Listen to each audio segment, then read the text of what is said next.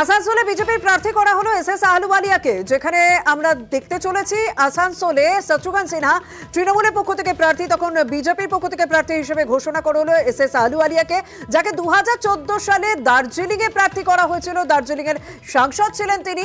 তারপর আমরা দেখলাম 2019-এ তিনি বর্ধমান দুর্গাপুর আসনে প্রার্থী হলেন এবং সেখানকারও সাংসদ ছিলেন তিনি।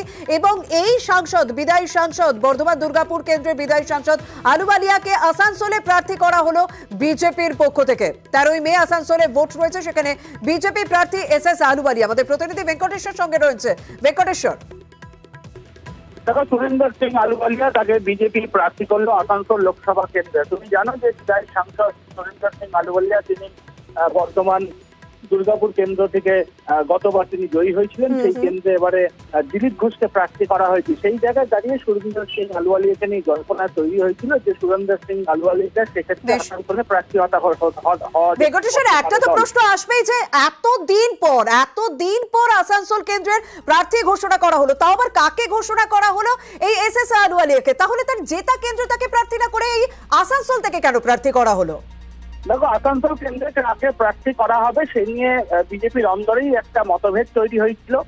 বিভিন্ন মহল থেকে বিজেপির অন্দরেও ভূমিপুত্রকে প্রার্থী করা হোক সেই দাবিও কিন্তু উঠেছিল। কিন্তু শেষ পর্যন্ত সুরেন্দ্র সিং আহলুওয়ালিয়ার ক্ষেত্রেই শিলমোহর দিল বিজেপি। এবং তুমি জানো যে বিজেপি প্রার্থী তালিকা এখনো পর্যন্ত চূড়ান্ত হয়নি। এখনো পর্যন্ত ডায়মন্ড হারবার কেন্দ্রে প্রার্থী ঘোষণা করে উঠতে পারেনি বিজেপি।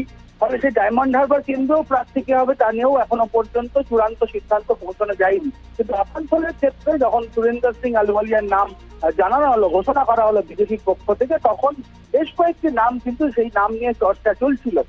সেই জায়গাতে দাঁড়িয়েই কিন্তু বিজেপির পক্ষ থেকে প্রার্থী তালিকা ঘোষণা করতে দেরি হলো। যদিও বিজেপি নেতৃত্ব তাদের যেটা দাবি যে কোন রকম প্রার্থী নিয়ে তারা অসন্তোষ নাই বা ক্ষোভ ছিল না। সেক্ষেত্রে কেন্দ্রীয় নেতৃত্বের যে অনুমোদন, সেই অনুমোদনের অপেক্ষায় ছিল এবং আজ শেষ পর্যন্ত কেন্দ্রীয় নেতৃত্ব সুরেন্দ্র সিং আহলুওয়ালিয়ার নামে। তাহলে তো ভেঙ্কটেশ্বর একটা প্রশ্ন উঠতেই পারে, তাহলে বিজেপির অভ্যন্তরীণ কোন্দল এবং প্রার্থী খুঁজে না পাওয়ারই ফসল এই আসানসোলে এসএস আহলুওয়ালিয়া? একদমই তাই। এবং বেশ কয়েকটা নাম নিয়ে চর্চা তৈরি হয়েছিল। তুমি জানো যে জিতেন্দ্র তেওয়ারি, কৃষ্ণেন্দ্র মুখোপাধ্যায়, এরকম একাধিক নাম কিন্তু নিয়ে চর্চা শুরু হয়েছিল। কিন্তু শেষ পর্যন্ত সমস্ত নামের ক্ষেত্রেই কিন্তু জট বলা যেতে পারে, প্রার্থী তালিকা ঘোষণা থেকে একটা জট তৈরি হয়েছিল। সেই জট শেষ পর্যন্ত সুরেন্দ্র সিং আহলুওয়ালিয়া এবং তিনি পাশের কেন্দ্রে যেহেতু তিনি বিদায়ী সাংসদ ছিলেন, তাকেই কিন্তু আসানসোলে প্রার্থী করা হয়। এবং সুরেন্দ্র সিং আহলুওয়ালিয়ার সঙ্গে আসানসোলে তার একটা সম্পর্ক রয়েছে। তিনি সেই এলাকারই তিনি ছাত্র জীবনে তিনি রাজনীতি করেছেন, ছাত্র জীবন তিনি কাটিয়েছেন। ফলে সেই জায়গায় দাঁড়িয়ে ভূমিপুত্র অর্থাৎ সুরেন্দ্র সিং আহলুওয়ালিয়াকে বিজেপি নেতৃত্ব মনে করছে যে ভূমিপুত্র হিসেবেই তাকে কিন্তু সেখানে প্রার্থী ঘোষণা করা হলো।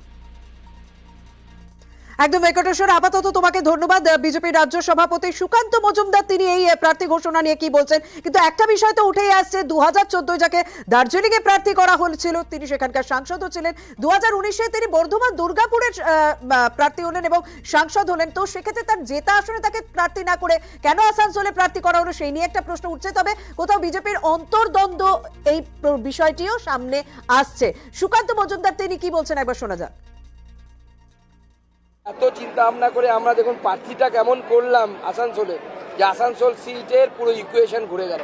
আসানসোল সিট এবার বিজেপি জিতবে। ডায়মন্ড হারবারের ক্ষেত্রে এমন প্রার্থী দেবো যে ওই সিট বিজেপি জিতবে। কোনো সময় জানেন বড় জাম্প দিতে গেলে পেছন থেকে দৌড়ে আসতে হয়।